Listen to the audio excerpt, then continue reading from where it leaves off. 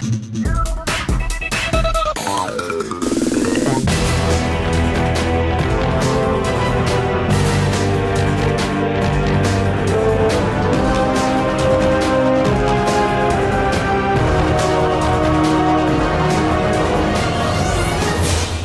up YouTube, Dow here from Zephyr Games, bringing you my local first place live Unchained Twins. Now I'm not sure what you'd really call it, because basically the way it works is it's live twins with, of course, the Unchained deck. Now on paper straight away, when it first came out, that was kind of like the natural, oh, these would work so well together.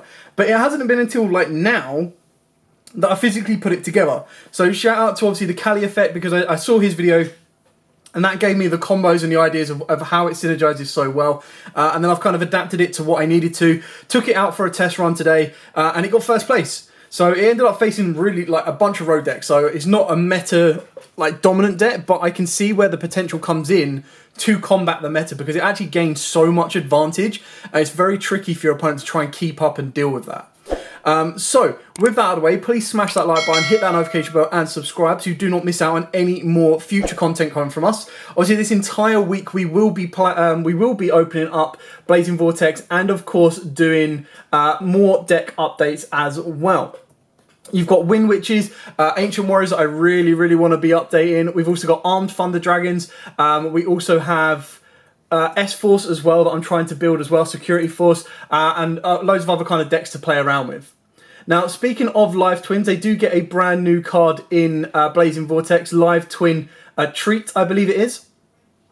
So, speaking of this one, basically the idea is you can special summon one card with this card's effect once per turn. So if you control a Kisa Kill monster, you can special summon this card from the hand. When either player takes damage from a battle involving an evil twin monster, you can banish this card from the graveyard, then target one face-up monster your opponent controls, it loses attack. Now basically what the Live Twin Leela Treat does is it allows you to continue to play. So if your Kisa Kill gets stopped, ashed, you're able to special summon that and then pretty much go off from there anyway. So with that out of the way, I'm going to take you through the profile, show you what we've got, and explain what we've got and what it does, and then go from there. So for the Live Twins, we play triple Live Twin Kisa Kill and triple Live Twin Leela. Now, obviously, the way these both work is if they're normal summoned or special summoned and you control no other monsters, you can get special summon the other component from the deck. And then the idea is you're going to link these together, you're going to get into a Kisa Kill or a Leela, which is really important because the first one you go into is the one that you want the effect off of. So what I mean by that is if you go into the Kisa Kill first, you're going for the draw. If you go for the Leela first, you're going for the pop. And in this build, it's actually quite important for the pop sometimes as well. Then we go into the Unchained cards. Again, pretty much standard to Kali effects one. So you've got triple Aurora, double Rakia, double Unchained Soul, Abominable Unchained Soul, double Samara, and one Unchained Soul Disaster. Now, obviously, all of these synergize incredibly well, but again, 9 times out of 10, you're going to be popping your other cards. The only time that you're going to pop one of your Live Twins is when you can't link it off or you don't want to link it off, and then you want to pop it instead to then set one of your traps back. So, for example, if I have the Unchained Twin, the Unchained, Escape of the Unchained, in my graveyard, I want to use Sarama to bring it back. So I bring that back and pop my Leela, setting up my Kisa Kill so it can bring back the Leela to pop a card during my opponent's turn, which is obviously really important. For the hand traps, it's a lot lighter than Kali's version because I kind of balanced this back out. So I went with double Crow, double Ash Blossom, double Imperm. Now you can triple any of these up if you want. I just tried to balance it out because I wanted to main deck, and I'm pretty much going to put these in as a hand trap, even though it's not a hand trap, because it's more defensive board breaking skills, and that was triple Droplet. Now obviously, the reason I put Droplet in here is because, and I faced it today, if you face a VFD, if you face a Vanities, you need to be able to have an Imperm or a Droplet to get out of that predicament. And if you don't have these, there's only so much that triple Crow will get you, triple Bell and triple Skullmeister. So 2 and 2 worked perfectly for me today. I was able to break enough boards. You could arguably put Droplet to 2 if you want to, but I just wanted that ability that, especially with a deck like this that can technically go off from one card, it can go even further with 2 cards and even further than that with 3 cards, that if you then add a Droplet to your hand, the other 2 cards are dead cards. And you actually, if you go for the draw effect in the 3-card combo, you gain back a card anyway. So you've got more to turn off with Droplet, and you have the ability to Not necessarily OTK, you can do it if it's a very specific way, but just being able to break the board is really important. And that's kind of why I went with this ratio matchup for the hand traps. Plus, I really don't like mixing rarities, but that's just a little OCD thing. So that's where you can easily play triple Ash, triple DD Crow. My personal favourite of Bell, Crow, and Skullmeister is Crow. I've talked about this before purely because it covers so much more, in my opinion. You then got the search spells, so you've got triple Silent Mining to search out your Live Twins, and then you've got your triple Abomination Prison to search out your Unchained. Now, the reason we don't play the other Live Twin cards is because the other Live Twin cards are consistent for the Live Twin engine, but it locks you into special summoning Leelas and Keysealers from the extra deck. So sometimes it's okay, but sometimes it's not. Like, aggressively going second, it's not good. Defensively, if you're going first, it's fine because you're special summoning from the hand or the deck, not from the extra deck. But you don't really need it. I think these three do enough. I then played double Desires and a single Wailing. I was actually finding myself siding out the Wailing. Never used this on-board effect because you don't really go through the Unchains. Like, you make your Unchained Soul of Disaster. Soul of Rage. And then you make... Maybe you'll make Anguish, maybe you'll make Abomination, but like you're only ever really going to be link summoning an Unchained monster once. So this is why this was an easy side out. And Desires, when I was looking at the deck, I was like, yes, there's a lot of one-offs that you don't want to banish, but the idea behind that is once you've built your board, you can then play Desires to get into your hand traps or to get into your Unchained traps, and you're playing triples of all of those. And then out of desperation, you do also have the ability to go into your Unchained Prison, obviously basically Desires to get into your mining, into your consistencies and plays from there. There was actually a turn, like, you open up both of these, it's great because you go Prison, they ash that, you go, okay, mining. The only time it's bad is if you go Prison, they go draw, and you're like, I needed to use the mining. That's when you'd probably go mining first because the mining on its own will get you the full Evil Twin combo, whereas the Prison doesn't. And even if the Silent Mining after that gets drolled, you can still set the Prison and then pop the Prison with your key skill, and that will then get you an Unchained monster to the board, and you just build on from there. Onto the traps, of course, we play triple Escape of the Unchained and triple Abominable Chamber of the Unchained. This card's so good. Love this card so much. Works so well in this deck. And then the one Abominable Chamber, again, works really, really well. Just to kind of revive your cards. And you will find that sometimes if you open up your one copy of the Soul of Disaster, sometimes it's not the end of the world because we do have the other one, the Abominable Unchained Soul, which is really fine. But there are a couple of times where this can come in clutch, and this put in a lot of work for me today, so more than happy to use and abuse this card as and when I see fit with it. Moving on to the extra deck. Of course, with the extra deck, we've got triple Evil Twin Key Skill. This one is, if it is special summoned, while you have a Leela monster on the board, you get to draw a card. And it requires 2 monsters, including the Kisa Kill monster, and I'll show you the combo at the end, but they're pretty much just going to be repeats. I've got double Leela, purely because I traded one of my third Leelas off, but you shouldn't really need the third Leela. Something I am considering in this deck, and it only really appeared once or twice, was Pot of Avarice, sorry, because there was a kind of point where I'd put so much in the graveyard. But the idea is that once one of these is in the graveyard, you should have enough to just keep looping these. So you go Kisa Kill, bring back Leela. Get rid of Kisa Kill, Leela, bring back Kisa Kill. And then just loop the 2. But if any of these go, then you can go from there. Now, Kisa Kill, in my opinion, is the more important one. But the idea is you're going to keep bringing back Leela just for the pops. And once you've interrupted enough, you're then going to be using the rest of your cards to pretty much deal with your opponent. Now, keep in mind that when you activate the effect to bring it back, you're locked into Fiends from the extra deck. So you've got to be quite cautious on the way you're doing that, because some of the Unchained cards lock you into Dark Fiends as well. So it then adapts from, can I bring out just Fiends, or am I locked into Dark Fiends? For the Unchained, of course, we've got double Rage, the single Anguish, and the single Abomination. Abomination is like your boss monster that's easy to go into. Your Unchained Soul of Rage is your another disruption, because the idea is that you're going to be getting Rage plus Kisa Kill, and then during your opponent's turn, you've got a link off, and then you've got a pop, because Kisa Kill will bring back Leela. And then that will then take you into Anguish, but if you put Kisa Kill in the main monster zone, what you can do is you can bring back Unicorn, and then you've also you've got a target link, a target spin, and a target pop, which is incredibly useful. And then if you marry that off with any of the other traps, like if you have the trap to pop one of your Unchained monsters, you can actually then use the trap, which will then become another pop, and that will then get you into the Abominable Unchained, which becomes a third pop, another pop as well. So you pretty much got like 5 forms of interruption from 3 cards, which is nuts. You've then got the Nightmare package because they're probably like the best fiends. Nightmare Unicorn is the only one you can bring out when you're locked under the Unchained because it's a dark. But then you've still got Griffin, Phoenix, and Cerberus to get you out of tricky situations. I used Griffin once today, actually no, twice, and it works really, really nicely because again, if you've got your key skill in the main monster zone, you put Griffin next to it, you get a co-link to draw, you also get to add back. Now in the example when I actually added back a card, I got Silent Mining back, and then not Silent Mining, sorry, Abomination Prison, and then that let me go off again the next turn.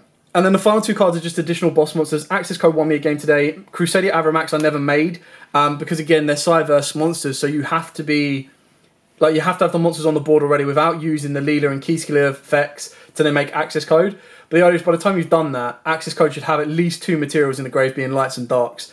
And the reason we went with Avramax is it's a better and more defensive boss monster that you can just use Leela and Keyskiller to go into this, and then you're just like, right, cool, I've got my Avramax. How is my opponent going to get past this? And if you have a way of bringing back a Keyskiller or a Leela, then you're good to go, and you've just got more disruptions plus a boss monster that they can't deal with. And then it also protects your Keyskiller and your Leela as well, because they can't attack them, they can only attack the Avramax. And Avramax is a real pain to try and get rid of. So that was it for the extra deck. I'll show you my side deck as well. You'll see the ones I sided in more than not. So my side deck, of course, was Double Draw and Lockbird. Saw this and used it once. Double Cosmic Cyclone, never saw it, or never put it in, really. Triple Nibiru, I put 2 Nibirus in more times than not. Double Ice Dragon Prism, I put these in, saw it once, and it won me a game against Mathmex. Sorry, not double, Triple Ice Prism. Triple Evenly, never put it in. And double Triple Tactical Talents, again, never put it in. So the only cards that actually went into my deck today were these cards here. So yeah, that's all I kind of really needed. And Droll didn't do anything for me. Nibiru, I would say Nibiru and Ice Dragon Prism won me the most games. Okay, so now what I'm going to do is I'm going to zoom out a little bit and I'm going to show you the combos. That I'm just going to go through them quickly because they are just going to be repeats of what we've already seen. But it just kind of shows you all in one video what the deck can do. Okay, so we're going to start this combo off with the simple 1-card combo, which is either going to be your key skill or it's going to be your Leela. Now, obviously, this can become a 2-card combo if you do get Silent Miner, but you don't get any of the others because you will need that discard fodder. So you've got consistency to get to these points. Now, it's very, very simple. The way it works is you normal summon either your key skill or your Leela. It will then summon the other one from the deck. You then link these two together. Now, this is where it's important because depending on the rest of your hand, if you were to have an Unchained trap but no other Unchained monster and you wanted to get the monster on the board, what you could do, let's say, we'll go specifically for the Escape the Unchained because this is a more better one. It does allow you to get that little bit further. And we're also going to put the Ihara here as well because that will contribute towards the 3-card combo. Again, you can all see these in slower on CaliFX channel.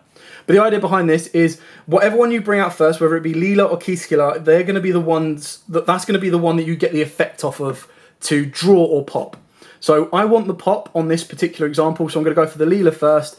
I'm going to Leela's effect to bring back the key skill. We're going to use both of these to put them to the grave and link summon out the key skill. Then what you're going to do is you're going to set your Untwin. You're then going to use key skill's effect. You're going to bring back your Leela. I'm just going to put these down here a little bit. The Leela is then going to pop the trap, or target to pop the trap. That is then going to go off.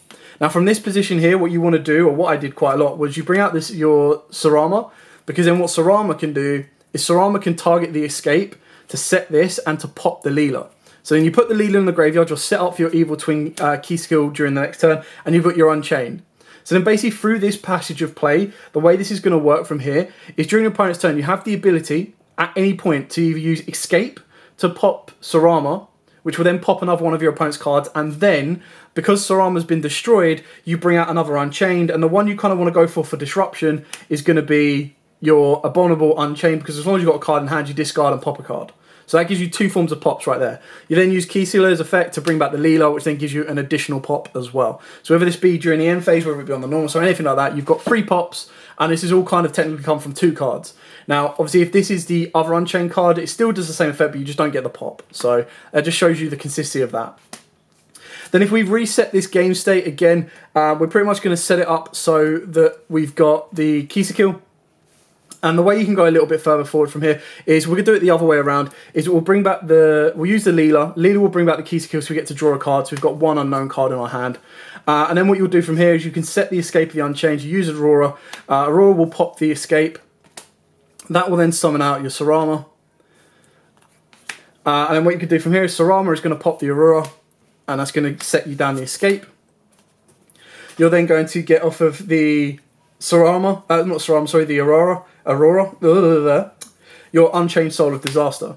And then what you do here is you use your Unchained Soul of Disaster to link up with your Leela, and you're going to go into your Unchained Soul of Rage. Now, usually Rage would be, so Sarama would be over here, and you can put Rage here, but you can put it elsewhere if you want. Because then what you can do is, again, during your opponent's turn, you're going to have one unknown card in hand, not to mention the other 2 cards that you would have had in hand anyway. And what you're going to do from here is, during your opponent's turn, you have the ability of going Rage to link with their opponent's monster, and you can either go straight into your Anguish, or you can go into Unicorn. You can discard the random card that you drew and spin a card back, and it's co-linked, so you're going to draw and regain that card you've just discarded. You can then use the effect of Key Skill to bring back Leela and put Leela on the far right, because it unlocks another zone here, or you can put it here, entirely up to you. That will then pop another card. So far you've spun a card and popped a card and linked with a card, so you've got rid of 3 monsters. Well, these 2 cards, and one of them was a monster. You can then, of course, activate your escape to pop the Sarama. Again, doing the exact same thing, and then that will get you your Abominable Unchained. Now, you've obviously drawn a card off of the Unicorn, so you've got the effect to discard that and pop a card as well. So you've ended up popping 1, 2, 3, spun a card on 4, linked a card on 5, and if you were to get rid of the Kisa kill at some point, or they killed this, you can then bring Leela back and you get to draw a card as well. So it's like the deck synergizes incredibly well, and I was a little bit skeptical on like the consistency of this deck when I put it together, which is why I made the changes to personalize it with like the droplets and stuff like that, and the Avramax and all the other cards to kind of play around with, and it just worked a treat. Like, I had so much fun playing this deck, and it put in a lot of work, put in so much work, and it faced some tough boards. Like, I ended up having to grind out Mystic Mine, I had to grind out Mathmex, I had to deal with a Vanities ruler, which was a pain in the backside, and I also had to deal with flipping Furhives that were just constantly going, yeah, summon. But what's really good about this is both the engines synergize well to float, but they also allow you to maintain your resource, which is why you have the space to play so many hand traps, where you have the space to play droplets and stuff like that. The cards I was pretty much siding out were Wailing. I was taking a Sarama down to 1. That was very risky. In one of my games, I took this down to 1, but then never did that again. That was a mistake. So I was siding out the Sarama, I was siding out the Wailing of the Unchained Souls, and then I was pretty much taking out the hand traps that wasn't useful against my particular opponent, or if push comes to shove, I would lower this down by 1, but I would then probably take out the Desires as well. It was just really weird siding, because everything searched itself, everything's consistent, which is why Desires is a bit of a risk, but sometimes that Desires actually wins you the game, which it did do a couple of times, where I was able to just extend that little bit further, or I was able to get that next step that caused my opponent issues. But that, ladies and gentlemen, is it for the profile. Thank you so much for watching. I hope you liked it. I was giving you a couple of ideas. Like I said at the start, shout out to Kali Effect for the inspiration to put this deck together. It was the profile that I saw, and I was kind of like, right, okay, I'm going to adapt that, make it my own, and give it a test run to see how it works. And it worked out really, really well. But now, as absolutely always, guys, smash that like button, hit that notification bell, and subscribe so you do not miss out on any of the upcoming profiles, specifically coming out the back of Blazing Vortex, Armed Dragons, Security Force, Wind Witches, you name it, we will do it. But as absolutely always, guys, stay safe and happy dueling.